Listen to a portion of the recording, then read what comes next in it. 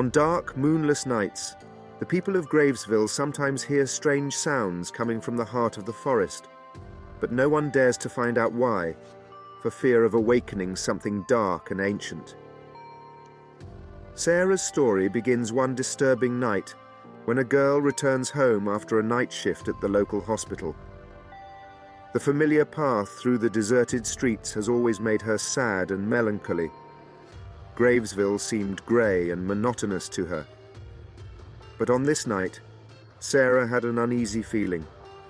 She kept looking around, feeling someone's gaze on her. Suddenly she heard a strange, incomprehensible sound, a low, muffled moan, like a desperate cry for help, coming from the forest. Overcoming her inner fear, Sarah walked toward the dark edge of the forest. The closer she got, the clearer she heard the strange, frightening sounds, disturbing sobs and gurgling sounds as if someone was drowning in the mire. Suddenly, something terrifying appeared at the edge of the forest.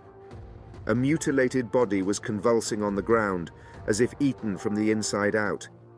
Its skin was covered with deep, bleeding wounds, and its face was like a disfigured mask. When it noticed Sarah, it rushed towards her with incredible speed. Sarah was frightened and rushed away. She ran through the dark forest, stumbling over roots and scratching her skin on thorny branches. Behind her, she heard a hoarse, high-pitched scream that sent shivers down her spine. The creature was gaining on her. Suddenly, Sarah stumbled and collapsed to the ground. At that moment, a triumphant shriek sounded behind her, and the mangled creature came rushing at her. Sarah squeezed her eyes shut, expecting imminent doom. But instead of pain and agony, she suddenly felt something large collapse to the ground beside her. When she opened her eyes, she froze, unable to believe her eyes. In front of her lay the breathless body of the creature. A tall silhouette of a man stood nearby, clutching a massive object in his hand. He slowly approached Sarah. "Are you all right?" he asked, holding out his hand to help her up. Sarah, still not fully recovered from the shock, nodded silently. She was trembling and her heart was pounding frantically in her chest. She let the man help her up and looked around. "What was that?" she asked in a shaky voice, staring in horror at the motionless body of the creature lying at her feet.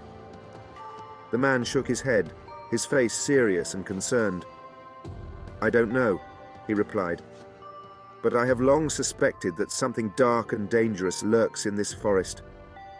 We have to get out of here before it wakes up." He took Sarah's hand firmly in his and led her away, toward the town. The girl obeyed without complaint, still under the influence of the horror she had experienced. She was shaking, and her legs could hardly hold her.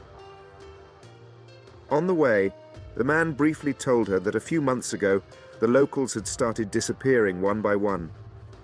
Their bodies were being found in the woods, mangled and mutilated, just like the creature Sarah had encountered. No one could explain these strange and horrifying events. "I've been trying to track down that monster, to put an end to this nightmare once and for all," he said grimly. "And I think I succeeded. Though I still can't believe what I saw with my own eyes." Finally, they reached the outskirts of town.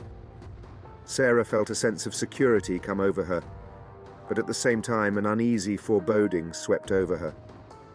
What if this creature wasn't the only one of its kind? What if there were many more such monsters lurking in the forest?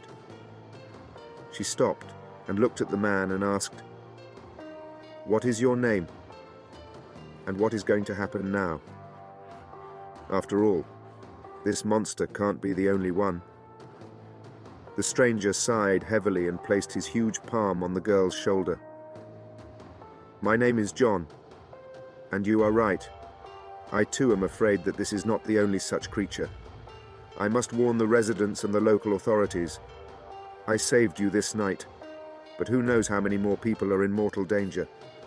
We must act before it's too late."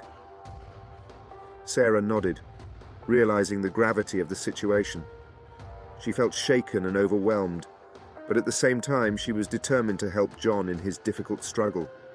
This mysterious forest should no longer take the lives of innocent people. Clenching her fists, she followed John, ready to fight any evil.